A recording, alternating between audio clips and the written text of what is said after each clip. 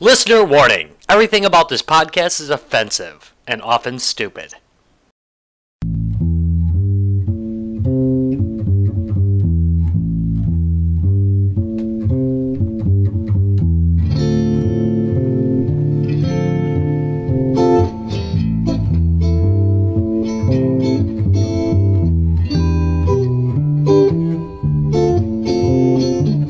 Live from the fashionable north side of Racine, Wisconsin. It's a podcast that loves Amiga more than is appropriate. It's Guys, Games, and Beer! Yeah! Love you, Commodore. Woo! Well, today we are going to be talking about probably my second favorite system in history. The Commodore 64 being first. But god dang, it's a close second. It's the one I'll pull out whenever I tell people Commodore should have ruled the earth. It's the Amiga 500. Yeah! Hell yeah. But first, we're going to start with today's show beer. All right, that's your cue. No, I just said, fuck. Okay, so with the new year, a lot of people are sort of conscious about trying to, slim down So a we're little gonna bit beer. and that kind of thing. So you want to make the us surge, you wanna- the surge is for a good light beer, right? You're asking a lot, buddy. It's your New Year's beer, huh? That's your New Year's beer. Man, this resolution's not gonna last past the 6-pack. Most of the ones out there are not very good, so I thought, well, I'll try to find something. Well, so as I was going through the very large beer at Woodman's, they have an excellent selection. I'll plug Woodman's, right? They're regional, right? They are regional. So that's a hyper. Employee owned. Yes. Yes. Well, and that's another thing for today's selection, which is Founding Fathers Light. Because I'm sure our founding fathers all had It's weight not issues. completely local. They are based out of Minnesota, but they have distribution in North Dakota, Minnesota, Wisconsin, New York, Virginia, Tennessee, and Florida.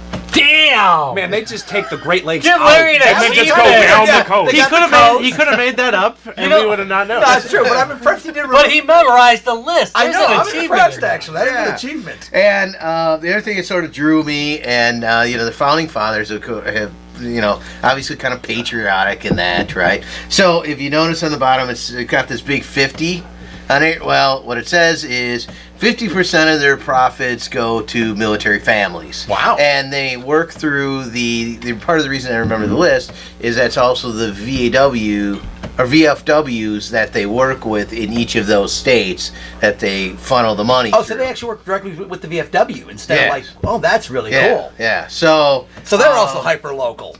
Yeah, actually, one of our accounts has that. Really? Yeah. Cool. So we'll give this a try. We'll I'm sorry, see one more how time. it Who is. is the brewer of this? This is Founding Fathers. No, Now- who's the brewer?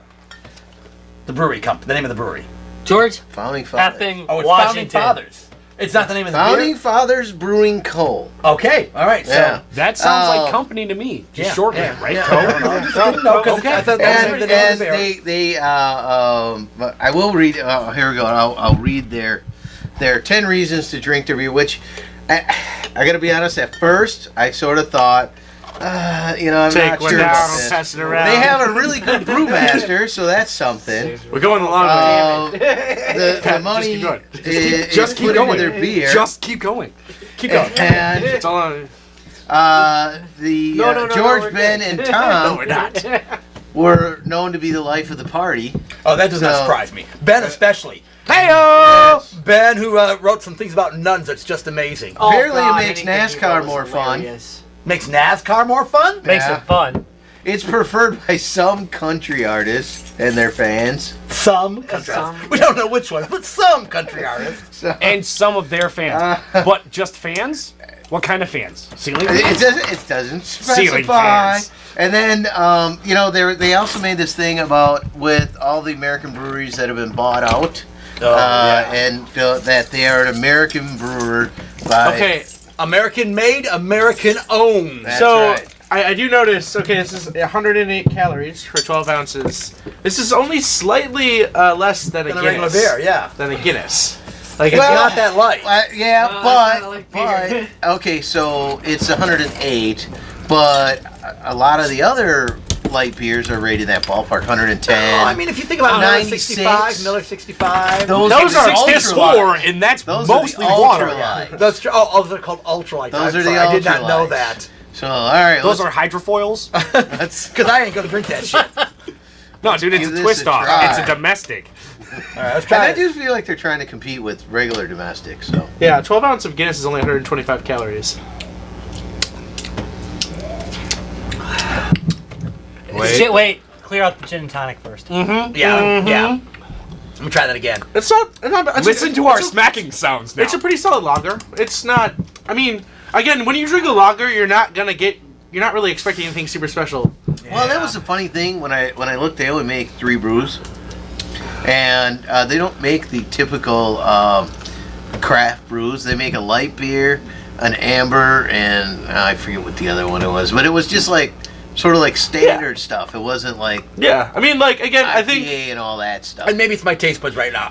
I'm getting a little sour now. you guys are sick. Yeah, so, well, that's why I said maybe it's my taste buds. I think right now. I think it's perfectly okay for a lager, and I think it's actually, it might not be like, oh, I had to write home about this because it's so amazing. No, it's also the company. it's just a good straight drinkable beer. It's a good straight So, drinkable yeah, I mean, beer, so- and and support it's- the cause. and supports the cause. Where it's just like, you know what? No, There you know, go. again, yeah, I could drink Yeah. this. Yeah. Before the vote, can I have a moment of silence? Welcome to Guys, Games, and Beer, beer-based ASMR. I'm Yeah. Rob, and I've got a beer here, and I'm gonna.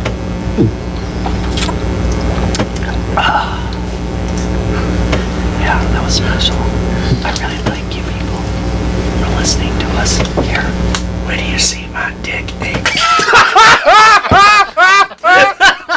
I thought we were doing the E-Gang twins. So I guess I was wrong. Okay, All right, so so much for that. and soon to not be Sorry. sponsored. Couldn't hold it. all right, so, ladies and gentlemen, what do we think of Founding Fathers Light? Actually, I'm okay with it. I was a little worried at the first taste, but I had to clear out the Me too. gin and for a tonic, lager. so- I think it's a good straight drinkable Actually, lager. yeah. And how many isn't calories bad. did you say this was? 108. Yeah. Yeah, that's not bad.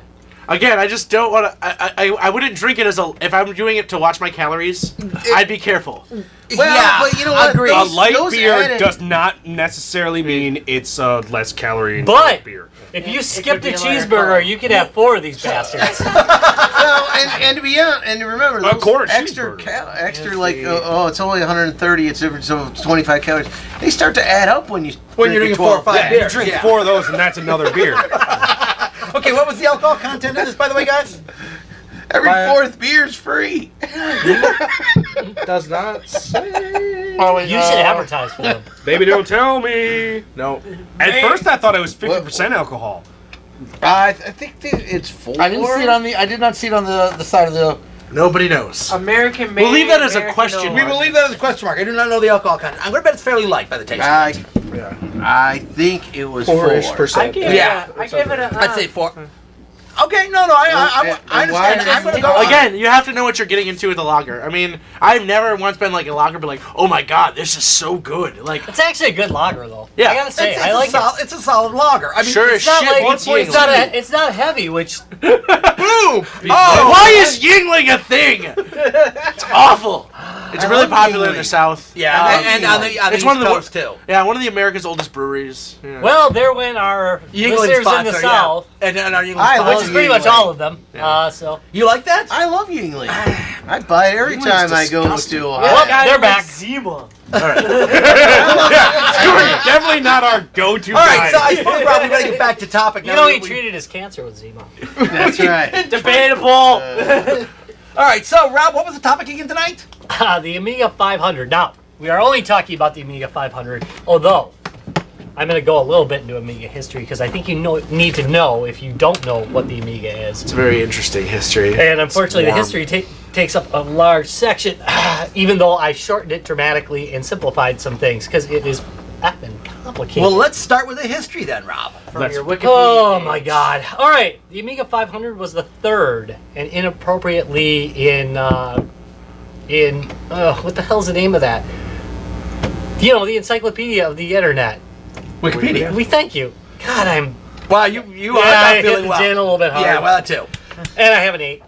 Okay, so, yeah. Liquid lunch breakfast. Incorrectly and dinner. noted on Wikipedia as the second. It's actually the third in the venerable Amiga line. It represented the first Amiga computer featuring a uniquely Commodore design. Well, you agreed with that. Well, Yeah, you know, and I didn't have to support that. it is uniquely Commodore. Now, explain what uniquely Commodore means. It's an all-in-one system, number one, Thank which you. that is a Commodore thing. They are like the kings of the all-in-one system. Keyboard, case, everything's in one single unit yeah. that you. Except the monitor, in most cases. Well, but I mean, at the time, I mean, that was kind of a thing. I mean, that was kind of the direction of Apple. I mean, IBM was the one, the IBM platform, so to speak, was the one that was, the more modular. Yeah, but by then IBM was starting to take the market. Right, and other Although- computers like the Lisa, Apple's Lisa, broke the keyboard off again. The Mac did. The Mac broke the keyboard well, off. The previous DLC. version of the Amiga had a separate keyboard. Yeah, the pizza boxes. Yeah, the pizza Yep. boxes, exactly. So this was Commodore exerting their design, and but Like Rob's the right. VIC-20. And mostly pissing off the Like the Amiga. VIC-20 in the 64. employees. Exactly, and if you look, that sloped front, the slight flat on the back, these ridged vents, classic Commodore design. It's essentially a Commodore 128. Yeah, it really is. It's almost the exact same case. Not in guts. though. futuristic. It was, being a Commodore, brilliantly powerful, which is true, and priced for the masses, not the classes. I had to throw that in there. At $6.99 Look at on you. release, many places incorrectly report it at $4.99, I believe it. $4.99. Which was the planned price, but it didn't actually release at that price. It released at $6.99. Look at that. G2B. I think it found that we price. go the extra I think mile. it found that When price it comes to pretty quick, Commodore, though. though, It did, Yeah. yes, it did. But that's typical. Yeah, that's typical Commodore. Their prices always went down like a rock. I mean, they did own the chip manufacturer, which really helped. Right. Oh yeah. It's like, how many people can we sucker into buying this at $6.99? We're still gonna make a profit at $4.99. yeah, exactly. Yeah. Yeah. Anyway, the 500 would go on to be the most popular Amiga of all time. It's the #1 seller. Alright, so we're going to save thorough coverage of the Amiga history for another time, probably when we do the 1000. Ooh, good call. But I think it's important to have a general knowledge of the Amiga history to understand why the 500 is so beloved and hated by the Amiga community. Because some Amiga people do not believe that the 500 is a true Amiga. Although that fight has basically simmered out over time. Right. That fight was very early in the life, but some of us old timers remember the whole "You're not a real Bring it up on Amiga." 4chan. Well, Yeah. and I don't even know how many original Commodore developers were involved in it because they were pretty much gone by the time this came out. And non-Amiga supporters, the IBM crowd, often called it a toy. Yes, they did.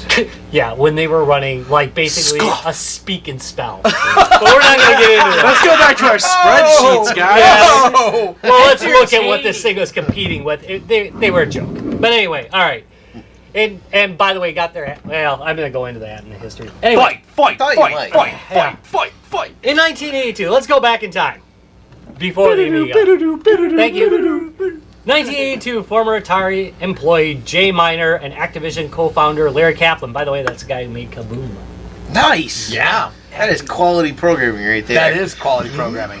Founded a company called High Toro with the intent to create a new game console.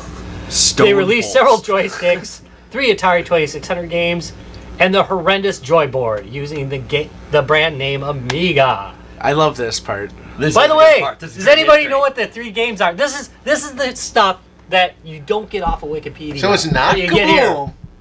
There's 3 games that were produced by the Amiga Corporation for the Atari 2600 by the Amiga brand name. Amiga. And I know actually a lot have about their one- peripherals. One of them was a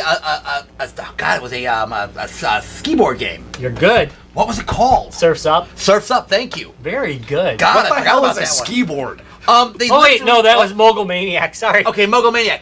So That makes literally, sense. literally they had. So one of the peripherals Amiga made originally was this thing that looked like a skateboard that you It looked got like on. Saturn. Oh, and yeah, it was a we tried controller. playing it at your house in the basement. Yeah, think- and it was a controller. Just a quick thing I think we've touched on this is like the original when they were developing a computer that became to be the Amiga is they actually developed peripherals for other consoles Yep. and things like that, pretending and calling it Amiga so people didn't realize they were actually making a computer.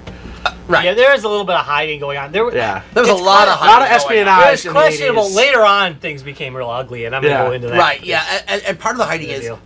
why they called the chips by female names, because that way they could talk about them in In public. public, Yeah. without people catching knowing what they on. were talking about. That's why there's the Agnes and the Denise. You know, Yeah. all the chips There had was- female names. There was so much. Gary? There was so much corporate espionage No in the Larry, 80s. sorry. It was The Larry it was chip. a weird. The Larry time. chip was they the couldn't, triple A. Gary. they couldn't have gay programmers? Really? Well, sure they could. You said female names. I did say Gary female is names. not a female. Gary is not a female. I'm Oh, sorry. you said Gary. I said I thought Gary, you said yes. Larry. There's a I Gary heard chip. There's a chip Gary name. chip. And that's fine if they Okay, but continue. if their We familiar digress. friend was a male, that's Imagine, fine. imagine All right. if, like they continue chips on, it'd be like Yolanda or something like that. Something weird. They did get a little far out there in the end. Yeah. The three games were Mogul Maniac, Okay. Off And Your that- Rocker, and Surf's Up. The Atari So they were all 2600. for that controller board, weren't they? I'm pretty sure that might be true. Surf's Up and what was the last one? Off your Off Your rocker. Rocker. I don't know Mogul what's that Maniac is Yeah. actually all three of them looked really good. For the Atari 2600, they look pretty. Maybe not Off Your Rocker. Mogul Maniac looked good, and Yeah. Surf's Up looked pretty dang good cool. for the for the Atari. All right, by the end of 1982, the company was rebranded Amiga, and they refocused their efforts Still not alive. to creating the ultimate home computer line. And they did. Oh yeah, 1983. Still not alive. Amiga's commitment to excellence would cause their financial failure. The video game crash of 1983 dries up Amiga's main source of income, so they sought assistance from Atari, Ass lifting. who paid Amiga to work on developing their next-gen chipset called Mickey. I actually wrote this and I can't even read it. Was I drunk? Maybe. Or I was flu-riddled. Early 1984, Jack Tramiel is ousted from Commodore and makes a bid to buy Amiga for its technology, but not its employees. He just wanted the chip tech. Amiga gallantly refuses, and the universe is temporarily saved.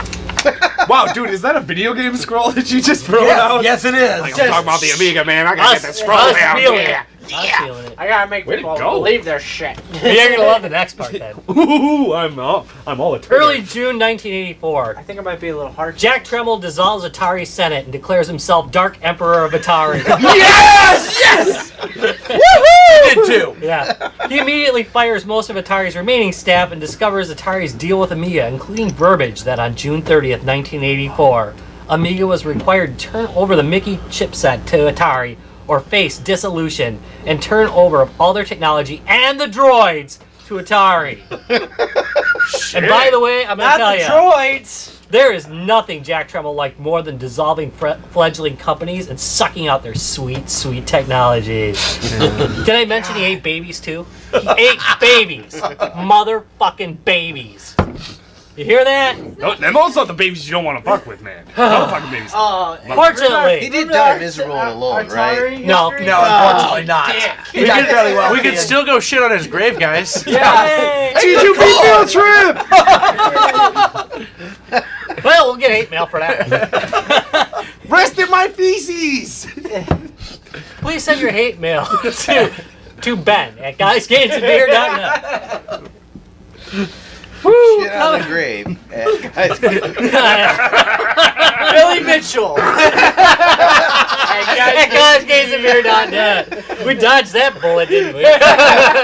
There's a real piece of shit right there for you. call the Midwest Gaming Someday we are going to run into him. Classic. Midwest Gaming Classic. I feel like Larry is gonna have a boxing competition.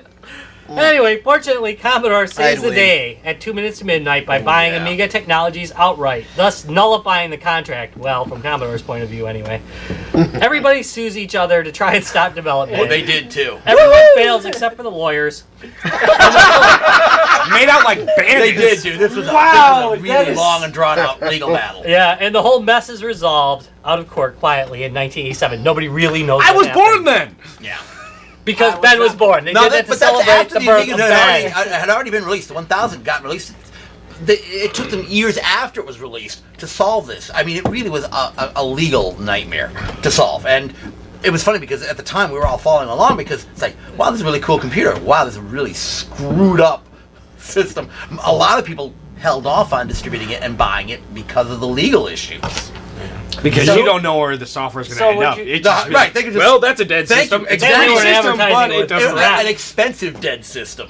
So people kind of like boycotted it for that They didn't time. boycott it. A lot of You people just who didn't knew what touch was it, going on in yeah. the background just didn't touch. Yeah, just Yeah, didn't we touch didn't it. have Yeah. we didn't have a real internet then. We didn't boycott yet. Right, Yeah. right. But It was like, ooh, but a lot of please. insiders, and dealers did not carry it for that issue. A little bit of worries. Yeah. Yeah, but that was and that was back when most of the time you had to be a certified dealer and stuff like that. Yeah, you had to really commit if you wanted to sell it. Like you had to sell every product and every SKU. Or Or things carry fall out. off a truck. And The then you 500 was a break don't with that, sell but I'll go things. over that. Right, right. All right, so yeah, the honeymoon didn't last real long, obviously, because it's Commodore, and you know they They like We- backstabbing. we did consider doing an alternate episode where Commodore did win the computer wars of the late '80s, early was ugly, '90s, and though. it's actually a way darker future. I love darkest Commodore.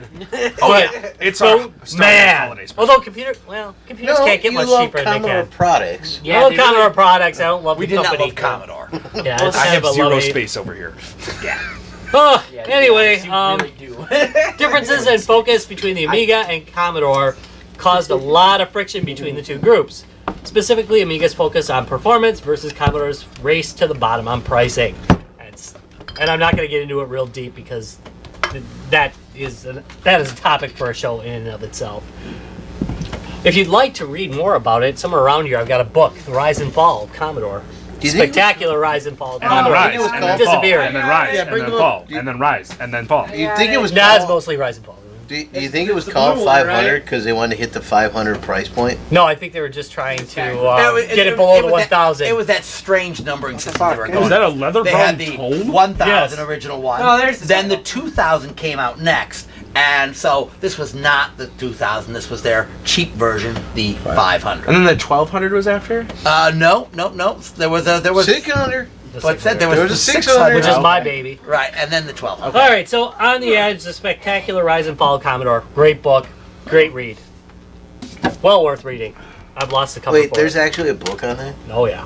I read it. It's that big of history. And Some of the computer material thing. from here comes from that. Yeah.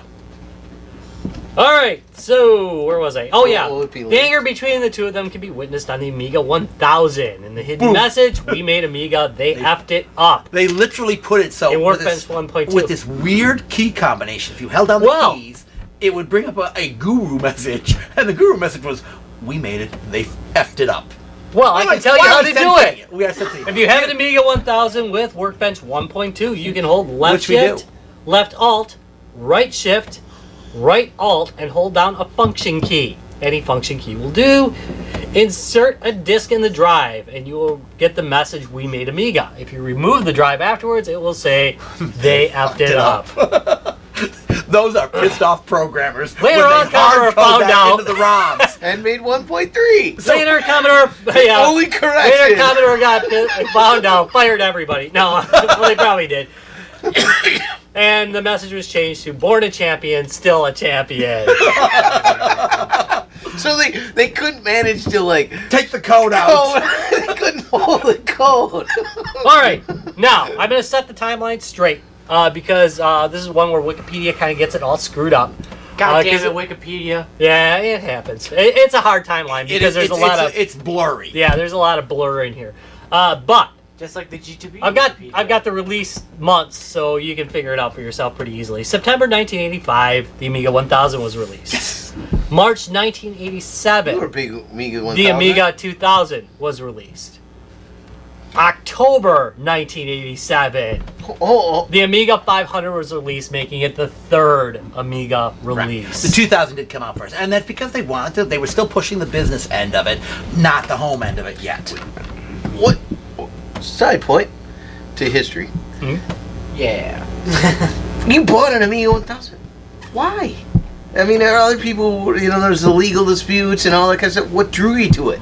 I don't think it. Paul Nitzel, aka Danger Mouse, somebody I grew up with, went down his basement, saw that freaking cat demo, which was just a 2D cat rotating around, walking, and that was it. It was like, Oh my fucking! It wasn't the ball demo. The ball demo. Oh, And the juggling Juggler. demo The got jug- me. Oh, the Juggler Yeah, was 3D another graphics. amazing one. Oh. So it had 3D graphics, and no other system really was doing anything like it that. had no, Not it had like that. Not just 3D graphics. It was so far. You can't. Colors. Yeah, thank you. Look, we're talking. Ham. We're talking. IBM was at CGA. CGA. That's like What is four CGA? episodes. 16 colors. No, that's EGA. Oh, I'm sorry, EGA. CGA's Four four colors. freaking colors most people had. If you were lucky, you had EGA at 16 colors out of a 16 freaking color 1000 did palette. 256. Did 4,096 Oh, okay. in ham mode. Okay. Hold and modify. Ham mode. Let's go Yeah. ham. Glad Hold you and remembered it. I was modify. going to bring it up. Okay. I remembered it. You know, if you're an Amiga person, you remember hold and modify. Right. Because it was like the thing you could just lord over IBM Everybody, people. yeah. Four times Yeah, as much exactly. for Not that just, computer. no, you're right. Not just IBM. Over everybody. Look, Because look at nothing your came porn. close. Look at my porn. Thank you. Look at yours. My porn looks Look at like mine. real porn. Your porn is So- made out of 4 colors. So you saw the demo and stuff like that, and other things weren't doing that. But then, what was the price then compared $1,000. to? So maybe I was right on that. It was expensive. Yeah, but not next to an IBM No, PC no, running No, way well, less. that's what I'm saying. Next to an IBM, I mean, competition. To Oh, competition-wise, no. I mean, it was right in line with everybody else. Price-wise, they were right in line with They were everybody else. less expensive than everybody But by a in significant 80 so amount. If then- you then wanted something that Apple, could even right. perform. Again, it was all about performance. It was all about the capabilities of the system. It was so far ahead. And then put it in context of the console that was sort of going at the time. You're talking. Oh, I did not do consoles at all. 5200. I had long ColecoVision. since given up consoles. Yeah. No, I'm putting it in context. So to kind of put. 1984? 3 or 4 times the price. Well, Yeah, sorry, sure. It's 3-4 times the price, and you sort of closer get to what 4. you pay for and Yeah. stuff like that. I get that. Yeah. I get that. But just to put it in context for people who weren't necessarily Yes. there at the The Atari time, 26. Alive. the Atari Do you 2600. want to still go on this, or do you want to just... Yeah, all right. The Atari 2600 was still in full production at that point. Right. The... It was 85, so. Yeah. I'm still not alive yet. By 1992, it wrapped up. Oh, its I'm alive.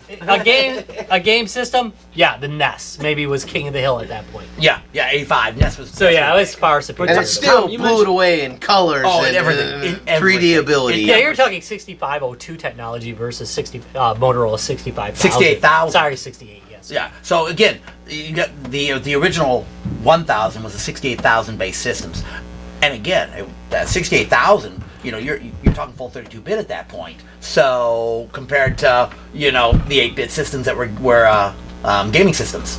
So Impressive. They were home entertainment systems. I'm sorry, home entertainment. Systems. Yeah, and then Well, and I know it's Nintendo not Entertainment System. completely Come on. just fair to talk about console systems versus A computer. A computer you're purchasing at 4 times the price. At least. But it just sort of gives you the vision of That was a lot of those. what are you talking, Yeah. as far It was as a lot of that. differences and stuff like that. But the difference now is if you put in how much is an Xbox One? How much is PS4? Oh, they're still you're talking 6. And yet they're still under 4 or 5. computer. 4 or 5? And yet You they're still put under $2,000 PCs into your for- computer, you have an amazing rig. You get a good gaming. And that rig. is It was the same kind. I mean, Yeah. So it's- it's roughly the same content. roughly, roughly yeah. the same. I think it's kind of stayed the same. Yeah, that yeah, price pretty- point, and then you pretty get much. more. Yeah, 4 to 1. Yeah, you pay for it, and then yeah, I don't think you notice it as much anymore. And No, you're- I agree don't with that know. though.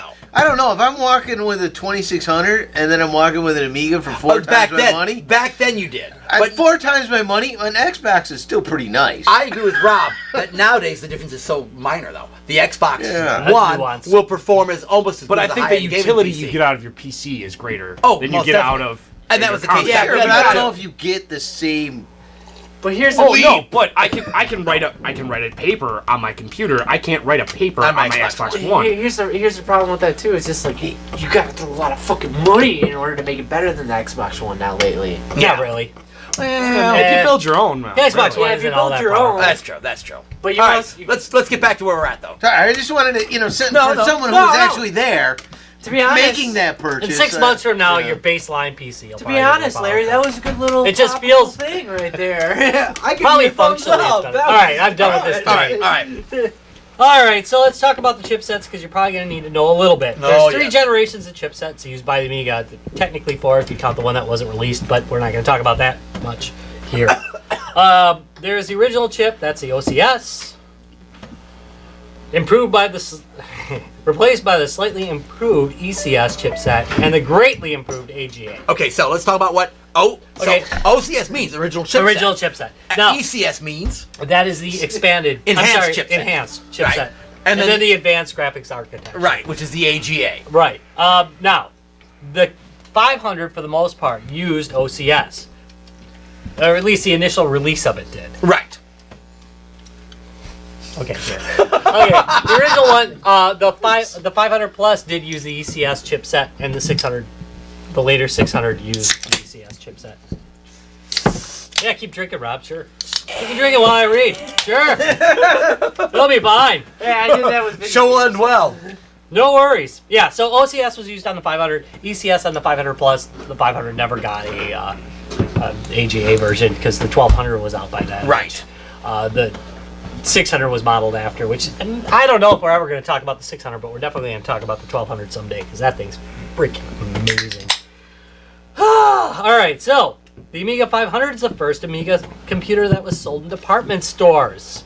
The 1000 and 2000 were sold only in computer stores, so they were actually a computer store thing where you had to go with the whole Amiga line. You had to carry the whole Amiga line, but by the 500's time, you could be a department store and sell it, and they did. They sold it in bundles, which is pretty freaking cool. Quick question. So, like, I know, like, 500 is sold in department stores now. Like, how did software, like, come? Because I know, like, some things only specifically ran on the more powerful Amigas. So, like, did you find a lot of the software at department stores as well? The 500 was the base level Amiga, and almost everything ran on it. Right. I mean, But surprisingly enough, no. Most of the software was not at department It stores. was at Babbage's. and Yeah, software 'cause I remember going to plenty of game store or like you had to software computer stores and Right. stuff like that. One in Union Grove we used to go to Correct. all the time There were specific computer Once- stores you would go to actually pick up Amiga pick software. up Amiga software because Was- yeah.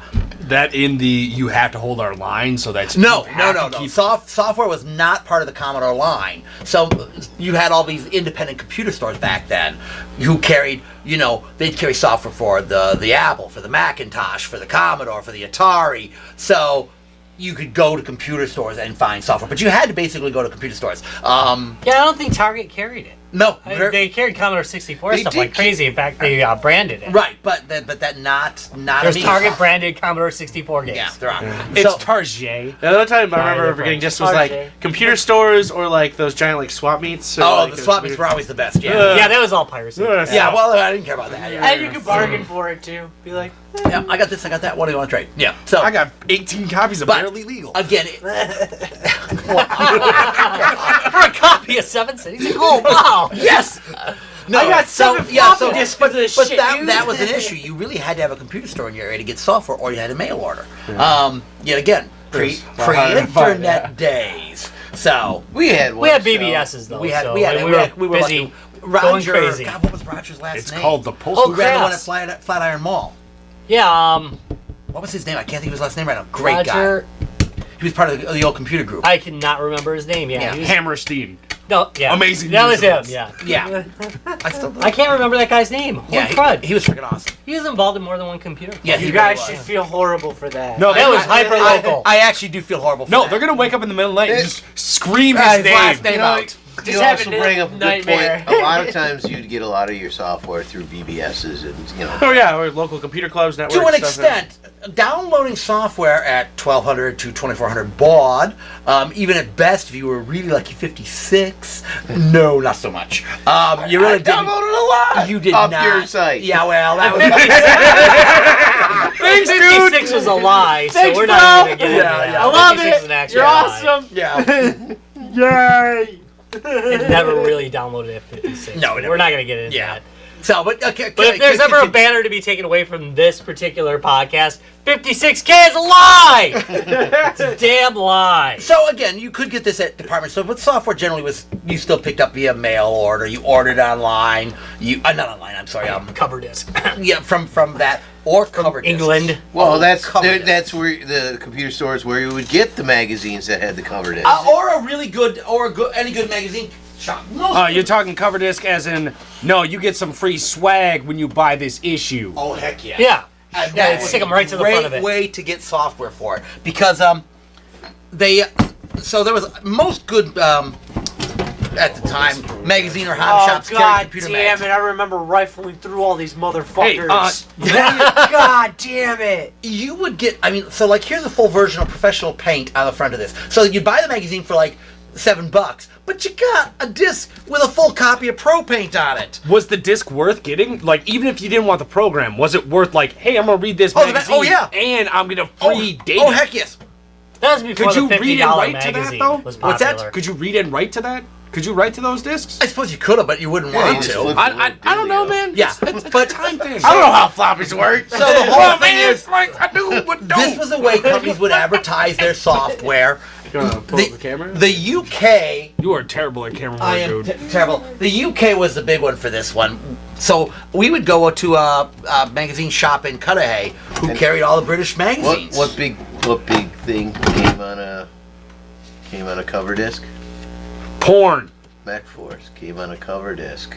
That is absolutely right. I forgot about that. That Did it was originally first. come out? I got it on Yeah. the BBS. No, but he's right. The first release of it was on a cover disc. Dang, I didn't You know know for that. what Very good, magazine? Larry. And then Tom's love What of issue, mechs Larry? came No, along. I'm just curious. Was it like an official, like Amiga magazine, No, or it was an American computer. Which one was it? It wasn't Compute.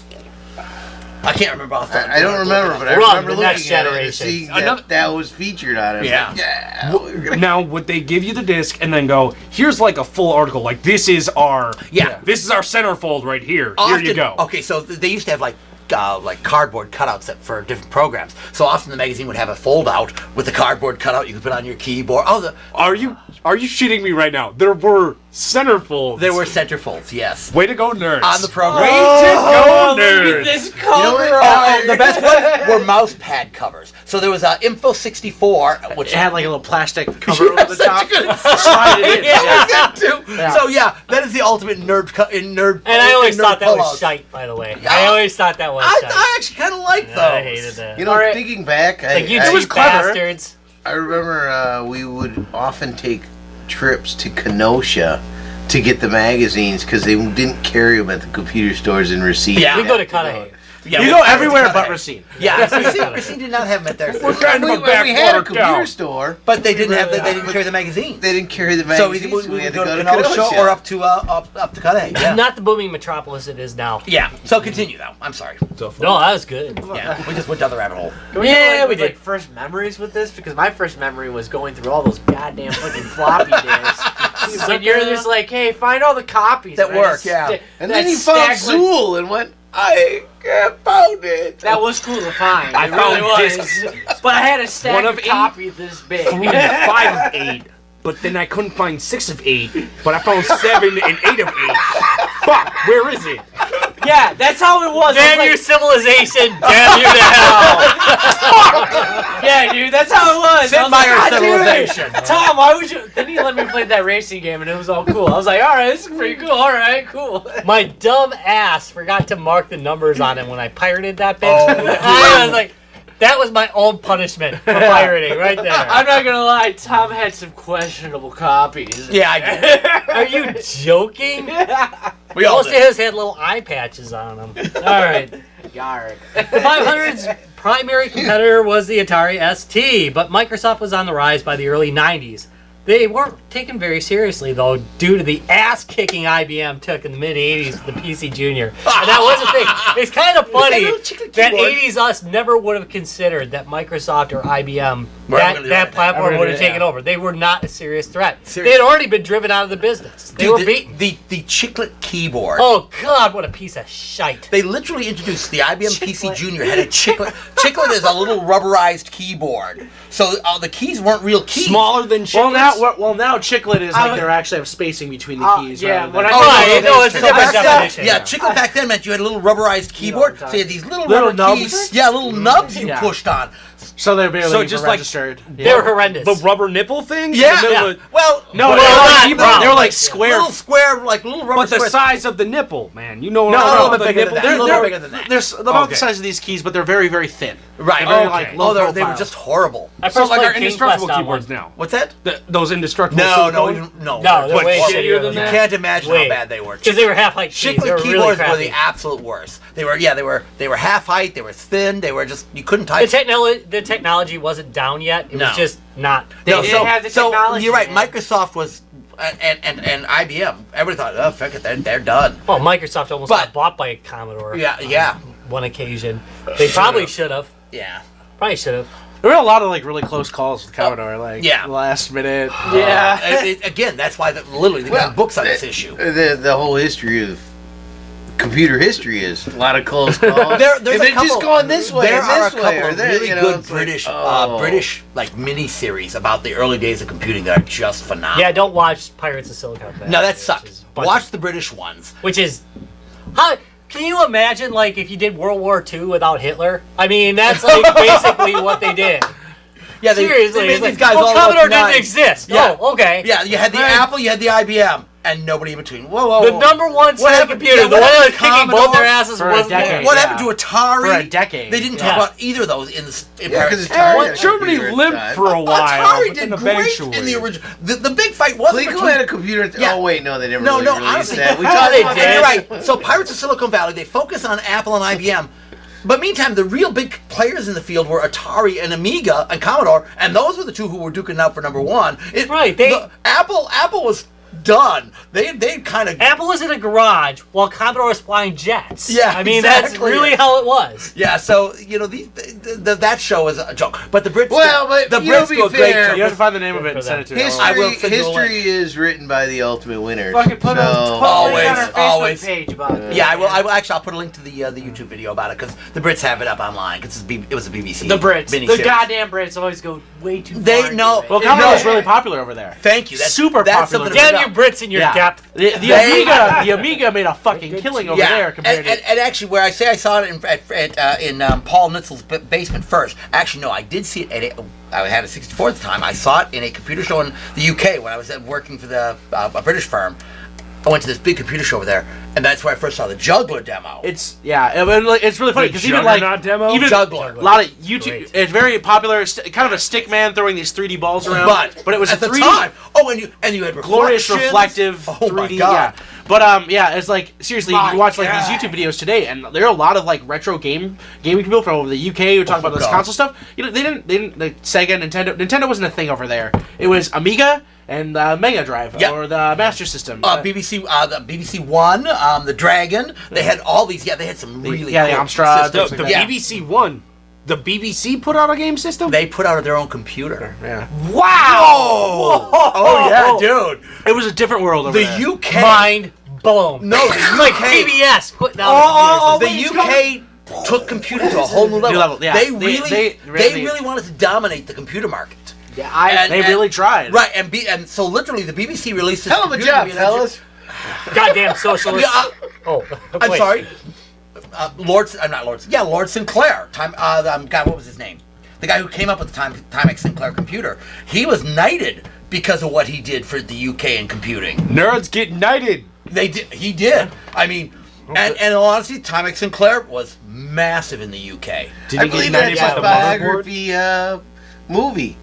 Well, you were a Nerds get TI guy. knighted. I was a TI guy too. Timex Sinclair. Timex, sorry. Not You were a just Timex Sinclair. guy, yeah. I was You a were a Timex Sinclair guy. guy. just that. Just you don't need Before I anything got else. into That. Commodore, I had my very first computer was what was called the ZX80. It was the very first home kit computer that I built, where I actually purchased. For it. I your built it European before that. guys, that's the Zen X80. Yeah, the Zen X80. Thank you. Followed by the ZX81, then Yeah. followed by the Sinclair or Timex Sinclair, as it was known here in the States, because Yeah. Timex bought part of the rights to it. The watch Yeah, the company? watch It was really a a neat-looking machine, but it also suffered from Sucking. from sucking. sucky keyboard syndrome. Sucky keyboard.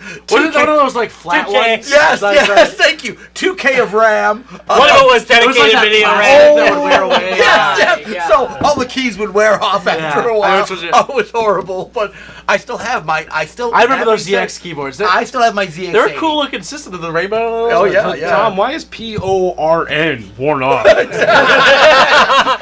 We did not have the internet. Yeah, to we did search not have the for internet. it. You were torpid. You were typing in. Why is left bracket period right bracket? Okay, so that's more the case. Didn't you really have that? Yeah, we didn't see graphics back then. We had I mean, we didn't have. We weren't Anti porn was using. the hilarious stuff. We didn't have. We were using. Did you guys make anti-graphics, but porn we- on that shit? Oh yeah. Oh, dude, That's what everything is driven by. it was. Well, I know, Technology but is driven by porn. the fact that Oh, it's that's like something, man. grammatical, just like no. Want If a we, drink? if we Oh, just, don't. I just gotta keep keep doing that. this like I almost thing. did. You We would literally make had a- porn out You of would it. be amazed how people could, in the early days of computing, make mean- fancy porn pictures. I wish you could see fucking New Bet's face over here. She's just shaking her head. Oh, boy. On a more serious Oh, note, God. our cable company in Racine used an Amiga for its cable graphics. Most cable companies did. Yeah, So- and if I know it's not a 500. Now there were companies that used a 500, Correct, you can because it did it all by it was yourself. gen lockable. but Okay. on a more expansive note, the Babylon 5 graphics were done On the an 2000. Amiga. Whoa, 2000. really? Yeah. Yeah. Okay, wait. Let me explain what gen locking is. So one of the features of the Amiga was that it put out That a sounds like a sex term too. 15.7K kilohertz, which was the video refresh rate of a standard television. So what they could do is it could live overlap computer graphics on real-time video. Now that's simple to do nowadays, but back then this was really groundbreaking stuff. So one of the big things a lot of cable companies did, a lot of local cable systems did, would buy Amiga systems to do their computer graphics. They'd do their commercials on them. They would do their logo Logos, graphics yeah. on them. They'd do Overlays their for, Also like, weather maps. Thank you. Because it was designed to work with standard NTSC signals, they could do that Yeah, quite but easily. but not as common very much. I mean, getting composite out of. Oh God, Yeah, no there's computer yeah. did it. It was the only computer that did it. But you just said Babylon 5? Yeah, all the space scenes, all those ships are modeled and done with Lightwave 3D on an Amiga system. Whoa. Using a video toaster. They had what was called rendering farms. Just wait off a toaster. Can I get Pop Tarts out there? Video toaster. right. video toaster. Okay, Sorry, we're going down rabbit holes. I'm sorry. And I'm not It getting was any supposed better, to be guys. focused on 500. We're supposed- I know, and you keep That was in distracting me. 2000. Stop. I know. What? No. Damn it, Larry. Okay, I know. back. You guys aren't gonna get better out of me. I'm just telling you. Okay, let's get back to the It's 500. gonna go downhill quick. Let's get back to the 500. Oh yeah. Well, the Amiga 500 was not compatible with the Commodore 64, world's most popular computer. This may have something to do with the failure of Amiga in general. However, some of it probably had to do with a lack of decent advertising. They had advertising, but they didn't meet the launch of the C64. I think that the ground was changing for advertising in computers, and I think Commodore did not follow that. Okay, let's talk about the launch, though, not of the 500, but of the original Amiga. Who launched it? Well, Deborah Harry and right? Andy Warhol. They literally. Andy Warhol did our rather, yes. They literally, at the New York opening for the Amiga, had. Him demonstrating their. Thank you. art Andy programs. Warhol is drawing Deborah Harry on an Amiga. I did see that. It's freaking amazing, dude. Yeah. But the problem is Disney people used couldn't Amiga, equate yeah, like- that Yeah, to. oh God, yes. Thank People you. couldn't equate that to a home computer. The other thing is that Amiga wasn't a known brand, and early on, Commodore didn't brand the it Amiga as a as a Commodore. Commodore. Product. No, they They- branded it as the Amiga. Right. If you look prominently, they put Amiga on everything, and then in small letters, Commodore. Yeah, but Commodore was not branded Yeah, they on didn't wanna- early no, Amigas. no. And it was just No, an it's They had Amiga. a very No, it's in turbulent. big letters Yeah. on the back. Yeah, well, again, even here. It was not you a got- low-end machine, though. Right. This said it was not considered a budget machine. Now it was No. considered an inexpensive machine for its performance, but Commodore was looking at the high end there because they knew that the money was to be made on the high end. Apple learned this really well. Yeah. I mean, Apple knows this really well now. But Commodore felt that there was some money to be made on the high end. Now, they did eventually return to their roots with the 500, but it did cause problems because there was some brand confusion. Number one, is this thing going to be compatible with my Commodore 64? No. And the Commodore 64 was still in full swing in 1987. Let's go even back. 85. 85, when the original Amiga was released. It was still unstoppable. It was still a very strong force in computing at that point. And not being compatible was a big deal. Now, by 1992, it was not so relevant. But by then, it was too late. I mean, 3 years before Windows 95 is released. Right, Windows and 95 1 year technically before decimated. Amiga went down the hole. In '93, Amiga was it. Yeah, Commodore was done. And I will say that Windows 95 rightfully was capable of taking down everything. It was quite good. It was quite well done. For the time period. Yeah, definitely for the time period. I was an Amiga fan still, but Windows 95 was very impressive Yeah. at the time. It was well branded. It was, well rounded. it was one of the most very exciting solid. ones. I cried when I got rid of my Amiga 500, but I knew I had to move on. I haven't. Obviously. Mine's still sitting in pieces at Tom's house. Yeah, in fact, Rob hasn't In either. fact, the top of it's over here. Yeah, he's reworking the top right now. Yep. Oh, we need an Amiga building day. We really do. Hey, I gotta discuss find. that. I And gotta it find. was, and Yes, all right, we- That's and it. how we- We're Stay on totally topic. off. Stay on But topic. it was Windows 95 that got me to move To the PC. Yeah. to the PC. Yeah. Amiga I toyed with building PC at that point, but montage. I had not switched over. until No, Windows I agree 95. with you on that too. The 600 was still my Yeah, baby. no, but I agree. It wasn't until '95 that I actually started moving to the PC. all right, for the love of God, the more beer I drink, the worse I'm going to get. All right, well keep And I going. didn't start out too good, folks. I'm just saying. You really did it. Nope. All right, so interesting thing about the Amiga 500. We've been going through interesting facts. Not that I announced that. All right, the critical chips in the Amiga 500 were socketed, Yeah. which means you can upgrade your Remove 500 to the 500 Plus's ECS chipset just by swapping out some chips. This is unusual for cheap computers. Inexpensive low-end computers did Were not soldered. come soldered. Yeah, Yeah. exactly. They were soldered at the time. But even more importantly, you could actually upgrade the CPU. Yes, they made an easier way to do it through the side. Yeah, right, through the side port.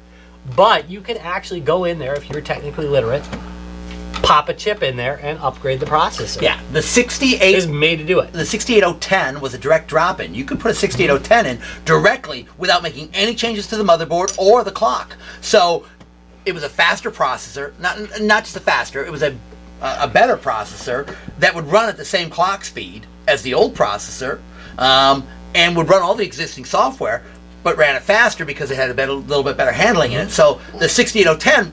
Motorola 68010 would drop straight in without any changes at all. And we talk about all the time the Agnes versus the fatter Agnes. Yes. That was a drop in too. Yeah, ECS. I know. ECS Actually, you did have to cut a couple of pads on the motherboard to go to the fat Agnes. Just Then wait, did Agnes actually get fat? We're talking about Agnes, not the chip, the real Agnes. You'd have to ask her boyfriend or husband, whoever was working on the team. Agnes, So, if you're listening, yeah. So there was You the got Agnes, curves, girl. There was there was the fatter Agnes, and then there was the really obese Agnes. They literally had you guys are not very kind to They Agnes. literally had a chip called the really obese Agnes. Not gonna lie, that's still pretty fucking amazing. I did not know that. I know. We just called her No, Cankles. okay, not- but if you bought a Just machine call that it already had the Cankles. fatter Agnes, it was just pop in and out. Correct. If you If bought it a had the fatter later Agnes. 500 and had the fat Agnes, you could pop the Agnes out. You could pop the Agnes out and put a fat Agnes straight in. You're Yeah. right. There were the later models did allow that. Those jumps between Yeah. Agnes, fat Agnes, and very Really obese Agnes. Really obese Agnes. Really obese Agnes. Those were big steps. They were big steps. You went from 512 megs of video RAM Okay. to Megs? no K. I was like, Yeah. whoa, whoa. Yeah, talking it. Yeah. 512K of video RAM to 1 meg of video RAM. That's a to big jump. 2 megs of video Wow, RAM. that's really. Dude! Oh, dude, yeah. Yeah, So that's why okay. they, and that's Baby why they got call back. it the really obese Agnes. That's And like it- 88-ish, 80. No, that was actually the early 90s. Okay. I bet you could keep track of which system you have based on the color Of the LEDs. of the LEDs. You Yeah. can actually, yes. The orange versus the. There was Orange versus green. Yeah, orange versus green, I think, is what the difference is. It's red versus blue, dude. Not in this case. Continue though, Rob. I'm sorry. No, I'm good, man. I'm great. Okay, we can finish up the history and then Okay. just start talking. Amiga DOS. Yeah, Amiga DOS is Okay. based on the TripOS, which is the Trivial Portable Operating System. Linux users will find the command line somewhat familiar because it's a Unix-based Yeah, very system. much so. Very It's much so. weird though. You know, one of the weird differences, LS. It's list. Yeah, I know. God dang it, LS is list. But you're so used to using LS, and Amiga DOS is so close to Linux that you think it should forget work. sometimes. Right. Yeah, that'll screw you up. But it So- effectively is Unix for all intents and purposes. Amiga OS is Unix. Yeah, you guys should know. You know, Right. if you know one, you know the other. Basically, there are some changes. There are some subtle changes. Yeah. You know what's so funny about Unix? It's like, okay, this is more or less like the first OS.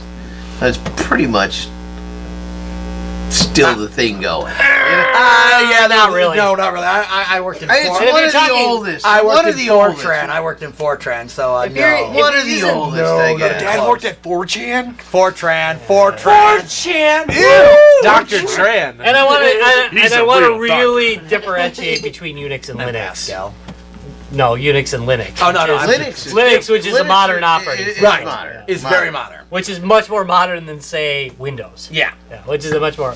It is. I mean, Oh, it yeah, was no, no, actually invented during After, the right. internet age Yeah. for internet. But Are we talking postmodern? I will totally. Cubism? No, don't even start. Don't even get me started on the whole bullshit differences Yeah. between those two that Windows people don't seem to get. But anyway, I feel I like Rob like should Windows. read I about like this. Windows 10. I'm enjoying Windows. It's not that I hate Windows. It's this that Microsoft as It's a rotten company has created this culture of I don't know any other operating system, and I just don't. I Right. don't understand the differences, so I just blurt out ridiculous corporate points over and over again. By the All right, so I'm way- done. Yeah. No, I'm done. That And, rant's done. you know what? If you change a full number, Commodore would have done the it's same damn supposed to thing. be a complete That was- build. Commodore would have been planted chips in you, probably. They would have. I'm just saying. We'd all be chipped by now. Commodore would have been Hey, a you got thousand the mark times of the worse. Okay, so Start using point and click on each other. I misread that. I wrote it and I misread it. Okay,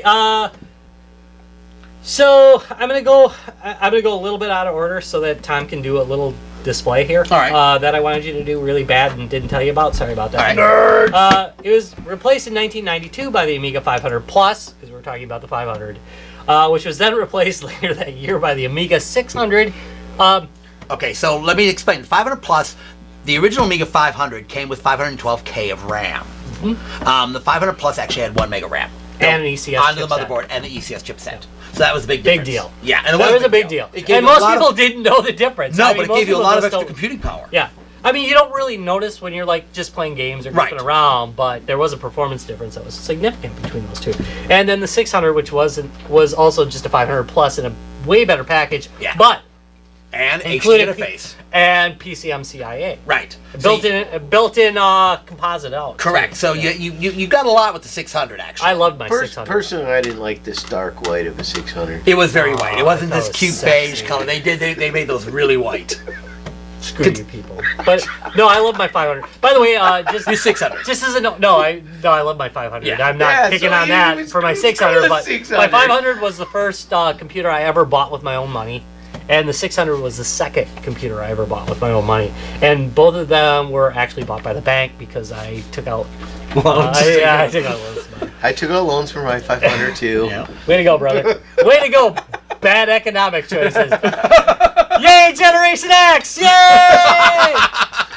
All right. So anyway. I did pay it off though. Yeah, I did too. After the collection agency came. That's pretty I good. paid my with. I saved that less. one up, you know. Larry had to sell his body. Yeah. All right, so anyway.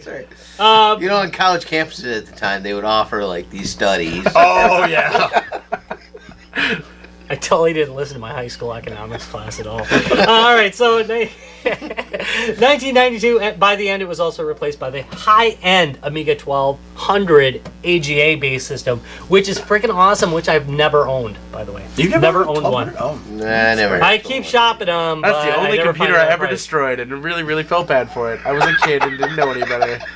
meant they were great computers. You were drooling on shit. I Yeah. mean, let's face it. It was definitely a soda accident. So- It felt really bad. Final thing I want to say about the Amiga 500 is its amazing expandability via very creative trapdoors in the system, which made it, number one, amazingly functional, and number two, astoundingly ugly. And Tom is going to walk you through the ports, and hopefully he'll remember to turn back and talk at the mic when he does this, I'm actually going to turn around and do this, but because he is an expert on these ports. well, I'm not an expert on these ports, but so this is where the Amiga really did shine. They actually did a really good job on expansion capabilities, even though Commodore did try to keep this a fairly stripped down system and put it in line with their other all-in-one systems. Thank you. Their other all-in-one systems. Keyboard built in, main processor built in. This did have the external power supply, typical Commodore brick sitting someplace, but they did give you ports and expansion on the back. So, starting with, you had a full, first of all, they had a mono composite out, which was kind of an odd choice, actually. I never did quite understand this, why they didn't put a full composite out. Hey Tom, did you ever decide why I couldn't rig in full composite out of that? There's no room on the motherboard. No, because I could wire it up from another port. But you thought there'd be too much interference. Yeah, because We might try this experiment. we though. really should someday. You probably could put a composite adapter on here, built into it as If well. we succeed, we'll show you it. But so what Commodore did instead was they introduced a product called the A520, which was a composite adapter that plugged into they called it the RGB port on here, but it really isn't an RGB port. It's got quite a few different signals on here. It's the video port on here. It had all sorts of capabilities going out here. They had sync signals coming out on here. They have composite coming out on here. They have all sorts of signals. And so they actually made basically an external composite adapter for it. Not just composite, though. This also has RF on it. So you could do both composite out, so straight video in and out, and straight audio. So that's two things I hear that are pretty unusual in computers that time, having both RF and something with an external sync, correct? Correct. The external sync is what really makes this different. That's what gave you the A capability. really sharp image. Right, for and sure. doing gen locking. Again, you had to have that external sync capability. So, straight power on this, full parallel port, full serial port, extra disk drive port on it, two D9 connectors for joystick and mouse, left and right audio out on this as well. The ports were fairly good for a all-in-one computer. You actually had a lot of outputs and input capabilities on Stereo this. sound, right? Yeah, full stereo sound. Amazing stereo sound. I mean, sound was never my big thing. I mean, I was not a big audiophile, but the video capabilities. So Rob was talking about expansions and trapdoors.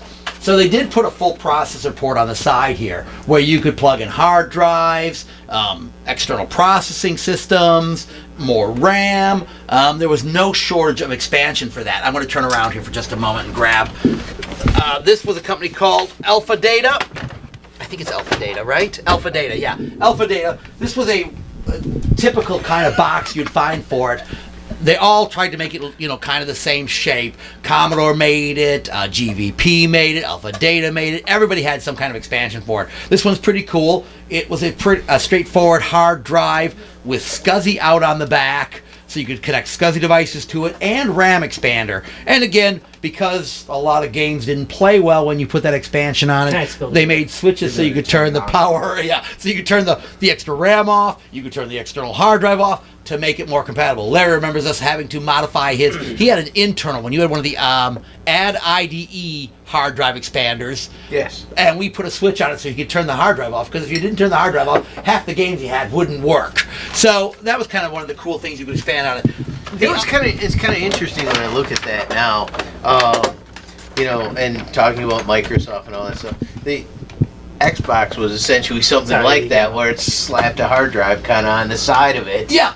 Kind of a similar idea. Christ, I need hold on, see if I can do this. So the other thing Commodore did was they also put an expansion port on the bottom. This was the first expansion you would normally use if you were a Commodore owner. They often try to sell you it with the device. Yeah, hold on for just a second while I grab a key here. What they did, the very first thing you would always buy for your Commodore was extra RAM. And they had this little trap door on the bottom. Now, what you see in here, this Giant module. This giant module. Now, I painted this one black because they rust really bad. So, Not sheet metal. I put it. Yeah, they used a really Cheap crappy Chinese, cheap yeah. metal on it. I'm not gonna pull it out of there, but this is a big chunk of steel, basically, with a little tiny RAM board in it that What else Commodore is on turned there, out. Tom? The RTC. And for those of you who don't know what the RTC is, that's the real-time clock. So back in this day, most computers did not have internal clocks. Correct. So there would be some kind of external clock. You'd do either a little clock board into it, a clock board on the side port, or in this case, with the RAM board. So this actually has an RTC. Does that have like in a it as battery well. that? It actually has a battery. Commodore owners, if you have a 500 with this RAM, open it up, take the damn battery off the board. That's what always kills these. Also kills your 2000 and your 1200. Take the batteries off. They always use those darned old NiCad batteries that leaked all over the board and destroyed it. Also, if you're an original Xbox owner, take the damn battery off of that too. So, it's always what Go kills batteries, man! It's always Use clubs. it's always what kills you. So that was one of the things Commodore did. You almost had to buy the RAM. So that was a 512K RAM expander. This being an original Amiga, had the original 512K built in. That gave you another 512K of RAM. So you were a whole 1 meg of RAM. How cool is that? That was cool. Back then, it was cool, actually. Because remembering, most of your PCs at that time were 640K. So you were sitting out there with 1 meg of RAM in your computer. They were running at 640K. And DOS, by the way, anything over 640K, couldn't address it. You had to do what was called... Hey, EMS. Exactly. Some Whereas sweet programs available to help you with that. 68,000, thank you, could natively address more than the 512K. Because it was a real man's ship. Yeah, exactly. The original 8088, which was in the original PCs, could only address 640K. Wuss. Yeah, so they did all sorts of software tricks to get around it. So a lot of what was made the 500 a really nice home system was the expandability. You could pop extra things onto it. I want to talk about As one. money became available. As money became, oh, trust me, it was always the case, because I always ended up buying the system first and then hoping like hell I'd have enough money to expand it later, because that's usually not the way it went. One of the things that I'm going to talk about ports, because they did have the port on here. So around the time the Amiga came out, Commodore was experimenting with different things. I'm going to drop that back down. Commodore was experimenting with different things, and one of the things they actually experimented with was something called the CD-TV. Got the power off there? I'm going to pull the power off of here. So, Damn, I want an episode out of that. What is we will get an episode out of that. So it was it was a set-top box. It was basically looked like a piece of stereo gear that you put in your house. Really what it was a glorified Amiga 500, but it was an Amiga 500 with a CD-ROM drive. No, now, yeah. back then, you have to realize, CD-ROM drives didn't really exist per se. They were like things you'd find in libraries or in really high-end development systems. You weren't getting a whole lot of home CD systems, but Commodore actually took a step and made that jump. So, because it was basically just a glorified Amiga 500, they released the product called the A570, which was a CD-TV add-on for the Amiga. You could turn your Amiga 500 into a CD-TV by just dropping this on. So it was a great idea, but it also kind of was the kiss of death for the CD-TV, because why would I buy a CD-TV when I could just buy an Amiga 500 or just buy an expansion for my Amiga 500 and be done with it? So what this really turned your Amiga into, and I'm going to plug this back in real quick so you can see this, was to turn it into a kind of a home entertainment system, if you will. Crap. And again, at the time, you have to realize CDs weren't really common, or home CDs for computers were not just uncommon. You really just didn't have them. The PCs didn't have them. The Atari systems didn't have them. We don't need that. Just your college library with several books you never want to read. No, and you're right. That's exactly where you'd find it. If you went to a college library, that would be the place you'd find CDs, because the archives were kept on that. And you'll see that in the way that they actually store these CDs. The one thing about the CD-TV and the A574, just a few cables here, and the 574, the 500, they used what was called a caddy, because you didn't want people touching very expensive optical CDs. discs. You had a way to keep them safe. so people couldn't touch them. I'm trying to grab a cat. It's like a college it's like a campuses, they were PSP usually case sealed. for the newer timers. Yeah, exactly. A college campus. Oh yeah, like a UMD case. Yeah, it's like a UMD case. Yeah, it is a bit. Yeah, it's almost exactly the same. Very similar. Yeah. Yeah, you're right. So the UMD case is like small. On college campuses, yeah, you're right. They actually had them sealed, so you couldn't open them because the last thing you want is somebody touching a. They're not by these other CD TV. Yeah, they are right there. There should be the one black one. 45 Oh, you know what? It's in there. Never mind. Yeah, okay. So, oh crap! I'm gonna pop this back out here. One second. So this is what the caddy looks like. It's actually a mechanical, kind of like an old 3.5-inch disc sleeve that you drop the CD in, and again, it keeps you from ever having to touch the disc. Well, back when they were very expensive. Yeah, exactly. And these were again terribly expensive. And also, I would think it would probably reduce jamming. Yeah, probably because it handled all the You mechanical. know, I do elements. very seldom see one of those that jams. They don't, and they still work to this day. Yeah. You know, again, this is like a piece of 40-year-old technology. and Whereas again- some of the drives, man, of the period would take a PS1. Yeah. holy. So Commodore did this really great job, and again, here's the whole thing. This was their whole concept. So their 500. Beautiful 3D graphics. Yeah, it's again they actually did some really cool stuff. It also did CDG, which was CD plus graphics, so you could do things like karaoke on it, and it has a karaoke system. Literally has a place to plug a microphone into it, so you could do karaoke right on it. It had all sorts of video and audio pass through. The 500 was a very expandable computer, which also made it a really good choice of the time. All right, so that's it for ports. Oh, crap. But you gotta go back. That means I gotta get back Yeah, to you gotta work, get back huh? to it now. All right, so, yes, we did mention the bundles, right? Yeah, we did. No, we didn't mention that. Okay, the Amiga was very often sold in a bundle, which is unusual for computers. They didn't get Not back then. bundleized. Not That's back crazy. then, no. That is like a modern thing. But no, there were bundles back in the Amiga days, and they were pretty popular. One of the most popular was the Batman pack. In fact, that was the most popular, which included an RF modulator, A570.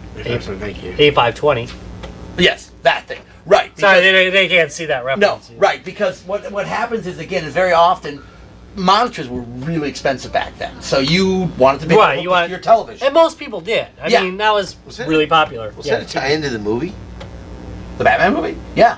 It Yeah. was. Oh, yeah. So the Michael Keaton. Thank you, the Michael Keaton Batman movie. I'm sorry, And play in the fact, Joker the in game that. was Batman the movie. Yeah. Included New Zealand story. Really? Yeah. Wow. Interceptor and Deluxe Paint 2.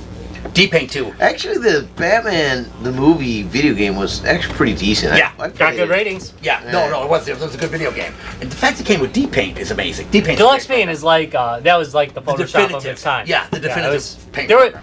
and there was nothing anywhere else that even came close to it. There was nothing. No. Well, again, that's because, again, you had 4,096 colors. And D-Paint could actually work in ham mode, which some paint programs could not. If it did not burn your eyes off due Yeah. to flickering. But Yeah.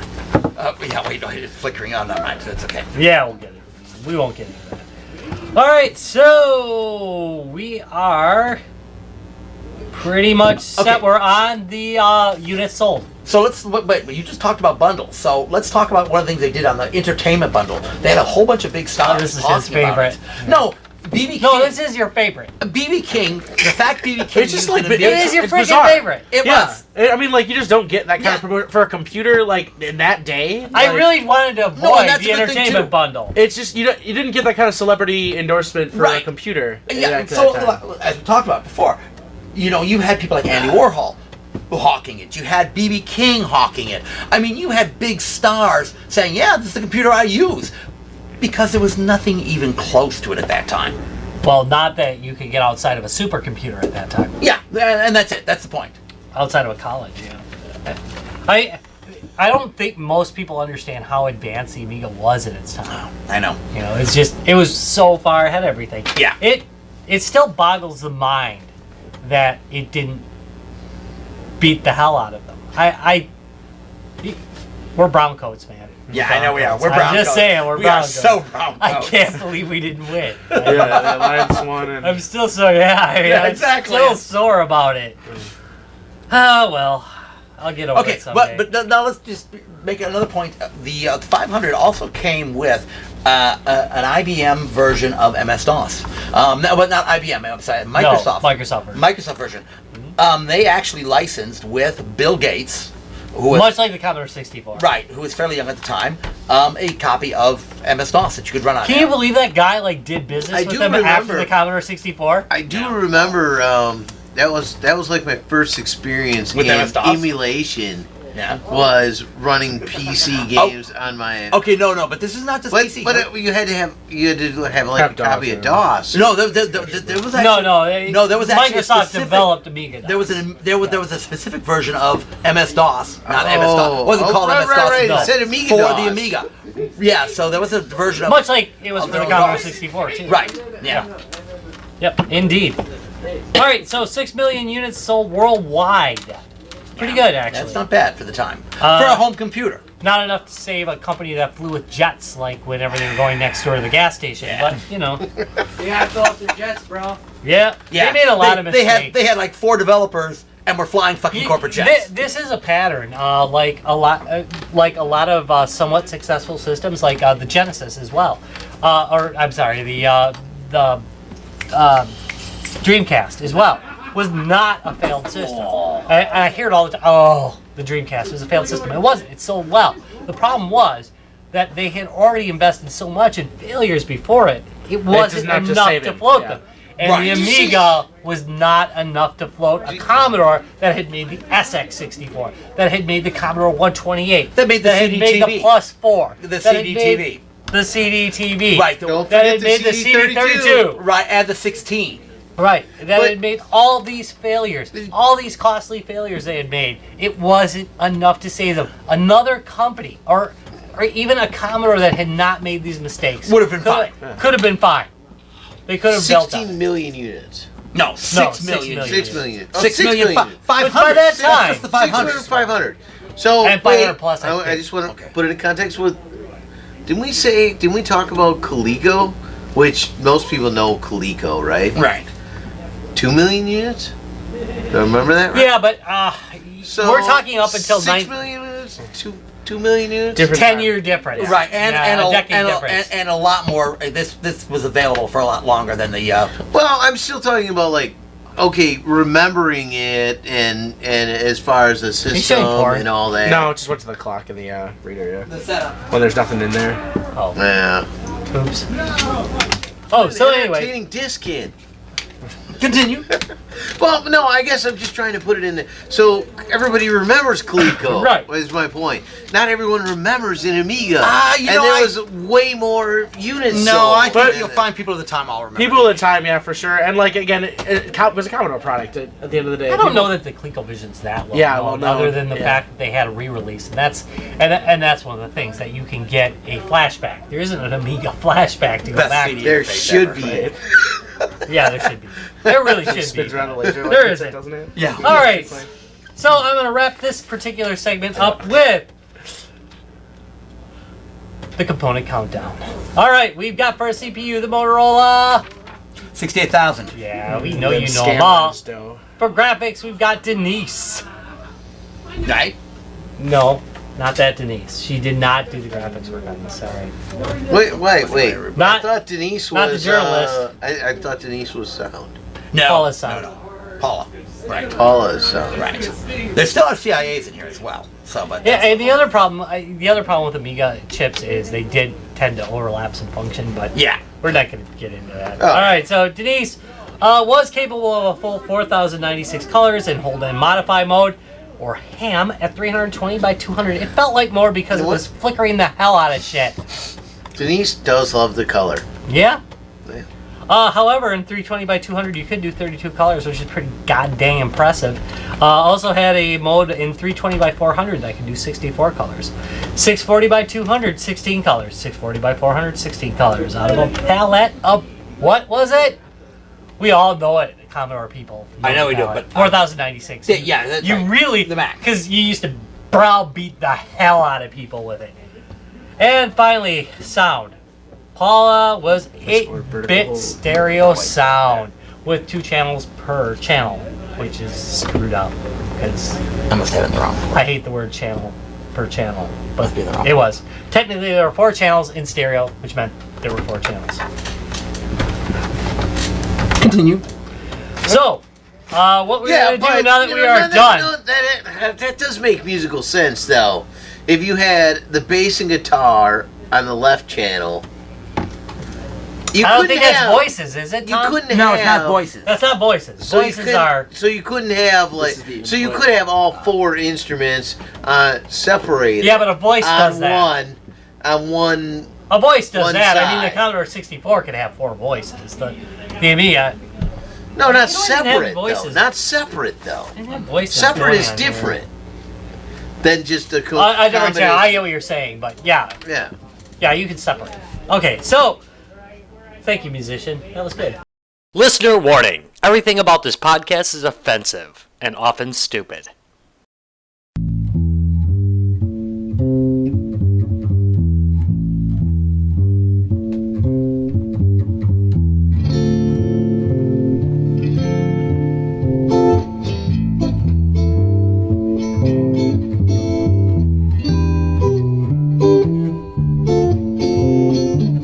Live from the fashionable north side of Racine, Wisconsin.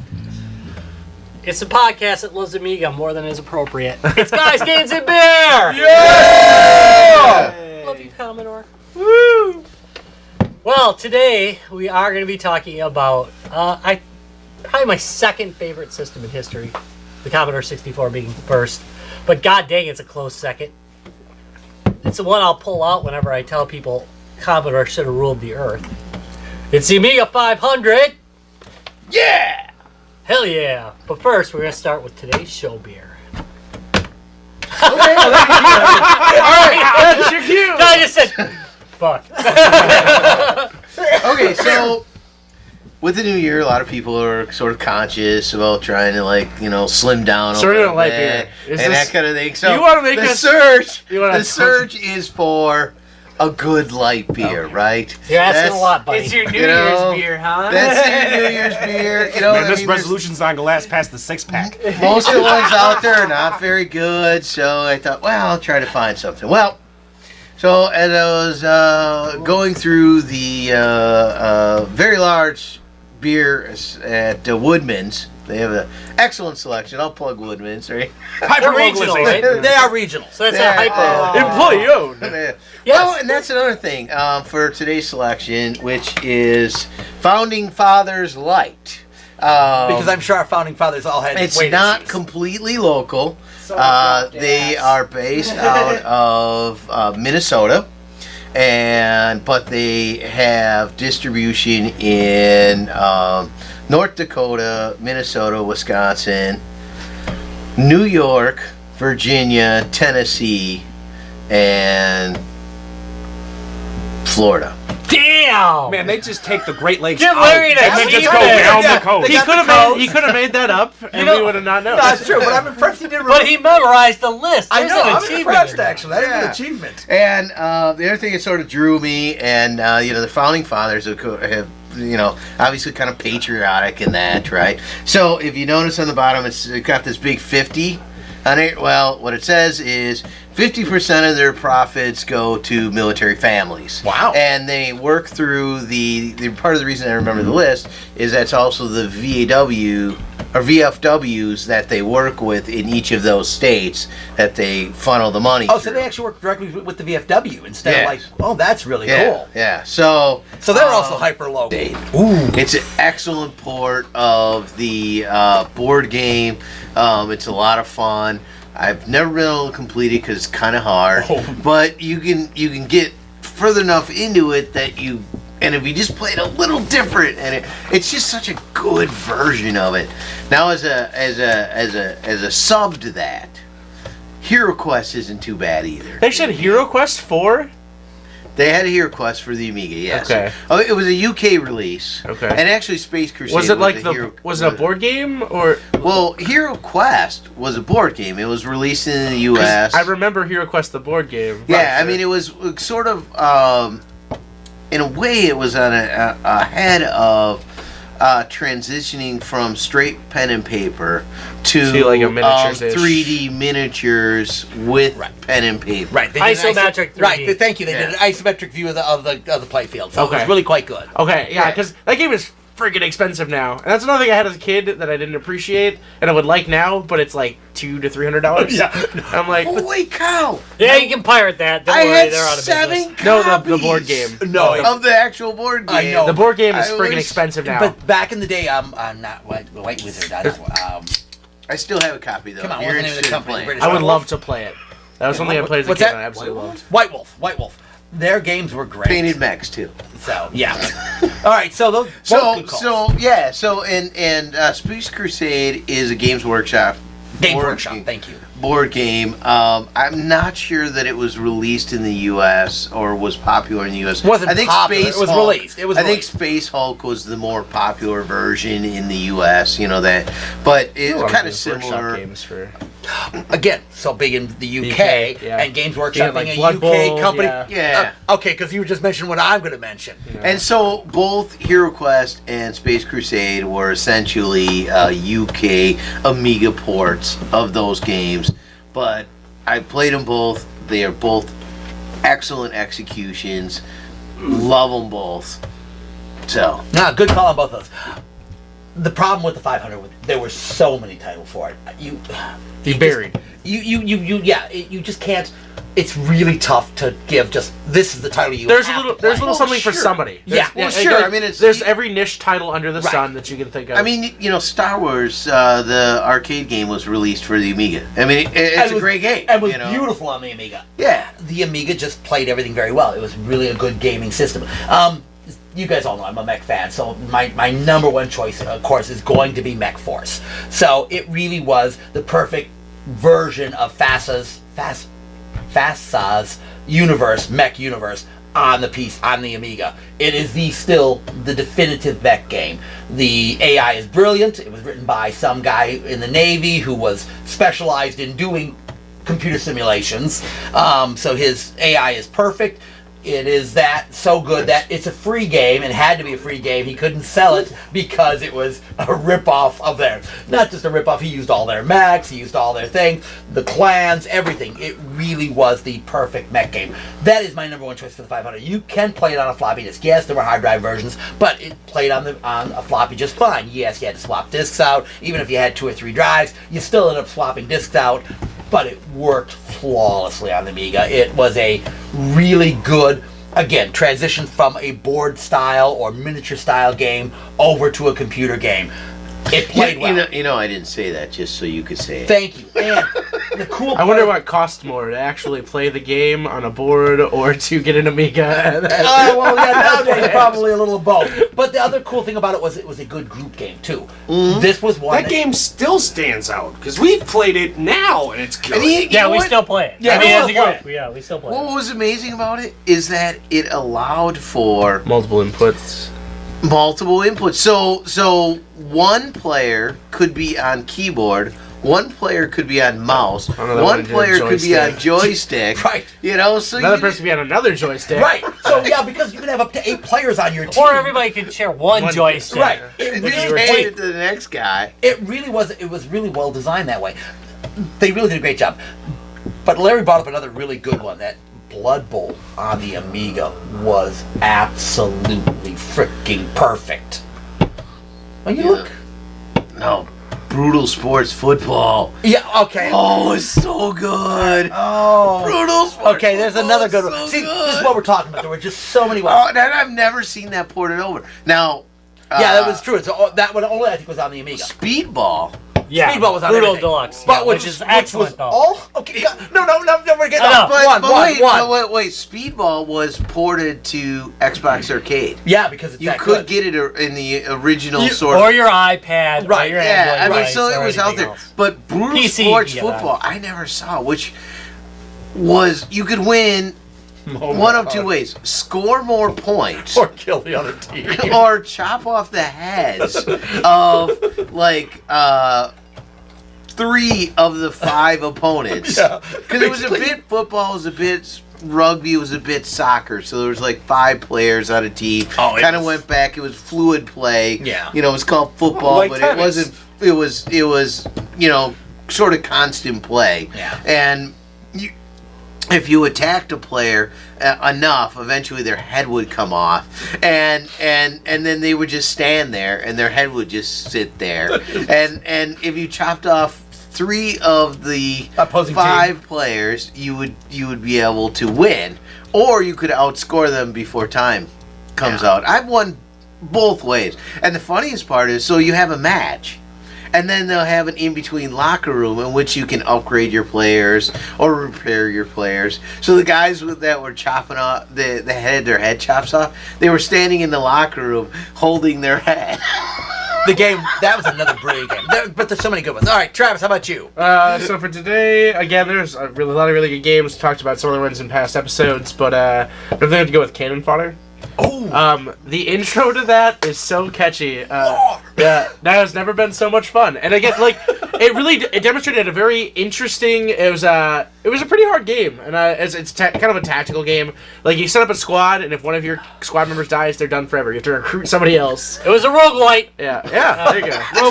Team 17, by the way. Roguelite. You know, Team say people did worms, things like that. Team 17 did some. Oh, And then some there's another amazing, good one. amazing stuff. The sound on all of their games, just amazing. They just did some really, really great stuff that you never saw. God dang it. Yeah, Or like heard. yeah. Yeah, no, no, you're right. Jaguar. No, some of their stuff was so, Nice. like you said, music-wise, they were really good. Team 17 brought that to a new art form.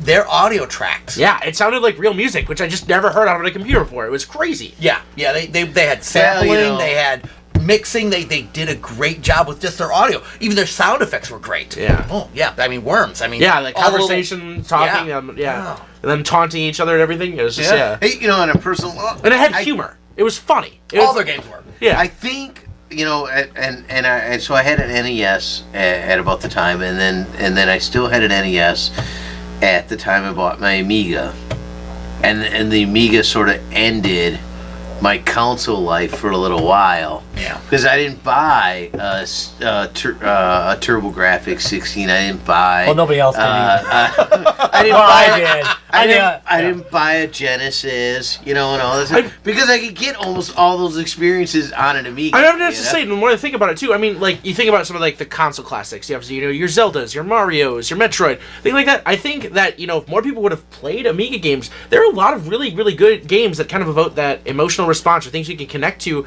The graphics were great and they sounded great, and you just had it was really good. They had really good experiences that you could get on the Amiga. They just couldn't get other places. No. What was the one game? And maybe it wasn't an Amiga exclusive, but Arg? It was like basically this village that would pit like People against each other. Yeah. No, they would pit prehistoric monsters Yeah, against that each was other. Arg. I love that game. A-R-G-H. Yeah. I just remember I had a disc of that and I could never get it to work. It was great. Pitting like King Kong versus like a T-Rex. So, yeah. How about you? I don't know if I'm going to offend any of you guys here. James offended. Pond. God damn it, you took mine. Yes! I have stolen The original James Pond wasn't great, but James Pond 2 is awesome. Yeah, Operation Robocon, and Yeah. I'm sure that's the one you're talking about. I'm sure it is too. Robocon is great. RoboCon is That's okay. So that's a James. It's alright, I Bond gotta back up. Operation. Damn it, Robocon was a platformer, and what an amazing platform! Yes, you can play it on the Genesis. Yes, you can play it on the The Steam. graphics But why and the the hell sound are would way you? better on the Amiga. The Amiga's king. Yeah. Oh my God, yes. There's- Oh, good call. God, Yeah, see, that's this is the a problem. great Man, I game. want to buy an Amiga There are again. just so many good games. It's really hard to. What a great game. Okay, so yeah, seeing as you stole Rob's, Rob, how about Oh, you? it's so good. Alright, I'm gonna go Bizarro World here then. My plan B was Transarctica, which was kind of an oddball game. I had to go look up who made it. It was made by I don't remember this. Cimerals. Oh, I'm gonna so get it for this. Oh, Cimerals. rotten.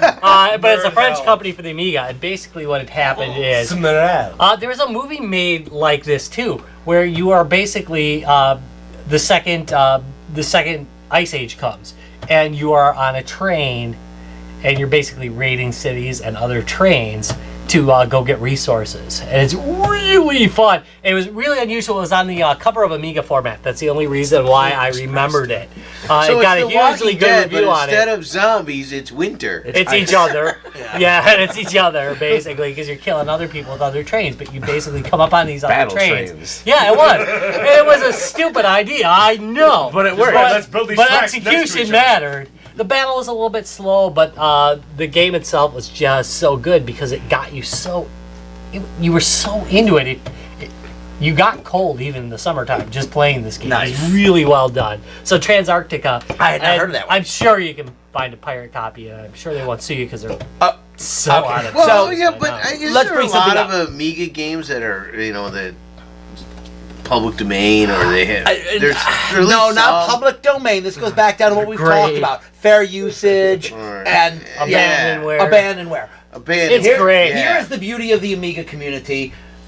You can still find everything. People have archived and preserved this system so well that if you hear about a game, you'll be able to find it. And it's a great history because a lot of these people who made the programs and games got absorbed into a lot more popular today bigger companies. I mean, Yeah. you got Psygnosis, Team 17. Psygnosis. Oh my Yeah, God, like, Psygnosis. I mean, great. a lot of these Amiga companies still, in one way, shape, or form, kind of live on today because they got absorbed and absorbed again. But Holy crap, this company didn't go out of business till 2003 or 2004. wow. They made the Ishar series, names which actually is fairly big. Yeah, it does sound familiar actually. Yeah. So. Interesting. And we're I'll also look that up. banging on Rob's pronunciation of the word. Well, no, Ishar is. Ishar That's series, pretty easy. Yeah, Yeah, that's easy. I I do handle remember that. that series actually. I didn't play it, but It is French. okay. Words are hard. Actually, it's still. No, it's Don't Silver French. Rolls. It is Forget French. it. I give up. All right, yeah. I'm so many drinks away from being able to pronounce So it. those are, So many again, drinks are away from being successful. the Yes. bottom line is there were so many good titles for this system. You really just aren't going to go wrong. Look, if you want to emulate it. It's really a good system to emulate. If you can find one of these beauties and bring it back to life, even better yet, they really are great systems. I mean, here we are using, again, a 30-year-old or 20-year-old computer. No, this one's about 30 years old. If you're a retro gamer and a sucker for scan lines, this is the most beautiful monitor you can ever use. A lot of retro gamers use it as well, so you might actually get multi-purpose out of it. Yeah, and the flyback actually doesn't fail on this, which is unlike really the 1084. nice. Yeah. Shh, we're not going to go into Yeah. the 1084 though. But Travis is right. But the whole thing is, these monitors are expensive. If you can find a genuine Amiga monitor, they're still running at least $50. At least $50. But they're great monitors for retro gaming on, so even if you want to use it for more than just your Amiga computing, they're well worth picking up. And again, Or if you want to use it to destroy all your magnetic media. Right, don't put magnetic media. Built-in degausser. But they do have composite in, they had RGB in, they have, again, a slew of inputs, and they really do work well. Like you said, they work fairly well with everything. They were made to game. They really were made to User game. friendly. Yeah, they really were made to game. Yep. All right. So that about wraps it up for the Amiga 500. We'll probably eventually go on to the 1000. I'm going to take a break from this particular type of deep dive because, my God. we went a little over. It was Yeah. deep. The and then it research was a is little, horrific on this one. Well, we have to Amiga take a history is dive. always rough. It was next deep, up- and next then up it is was board gaming. Nostalgic. Yeah, we're going to be, next week. We're going to be at Midwinter, and that's going to be fun. So this is going to air on Thursday, but this weekend, if you are in Milwaukee, Wisconsin, there is the Midwinter Gaming Convention, which is an absolutely brilliant convention if you're into LARPing Wow. or board gaming. It is well worth stopping by. It's held at not the Marriott, The Hilton. The Hilton. You are Downtown so Milwaukee. looking at the wrong person. And, for and we that. have confirmed that we are doing our live show Right there. right at the Midwest Gaming Classic on Midwinter. Saturday. Midwinter. Gaming Convention. Convention. I did it last episode. Yay! So Way to go, power now. Eric. Way to leave me Come hanging, on. Larry. I really appreciate that. Come you watch asked. us live, sit in the audience. There's going to be a lot of giveaways, and there's a big prize at the end of the show. By big, 4 we mean a 4 o'clock. Nintendo compatible system. It depends Right, on how we're at cold 4 it is. p.m. There might be shrinkage. Significant shrinkage. Significant shrinkage. Yes. All right, Rob, take us out. So come see us. All right. Thank you very much for watching Guys, Games, and Beer. We love you when you watch us. When you don't, we don't love you so much. No, that's not true. We love you anyway. Remember to check us out at www.guysgamesandbeer.net. Of course, you can check us out at Facebook, where we give away games, talk all the freaking time. www.facebook.com/guysgamesandbeer. Oh, wait, but we're on Twitter too, at guysgamesbeer. There's no and in there. Note that. And we have game giveaways there too. We have a Steam group. And we have a Steam group, Guys, Games, and Beer. You can check that out. All these things are linked to from our website, www.guysgamesandbeer.net. If you have something you absolutely need to tell us, email us at hello@guysgamesandbeer.net. Don't worry, you can pretty much type anything. You've got to catch all. As long as it's at. Yeah, as long long as as it's it's at guysgamesandbeer.net, you can say, hey, No asshole, we're fine. ampersands. Yeah, no ampersands, please. M4M looking for anal at Yeah. guysgamesandbeer.net. That is actually the official one that we use on Grindr. So. All right, thanks for watching. Bye. See you next week. Bye.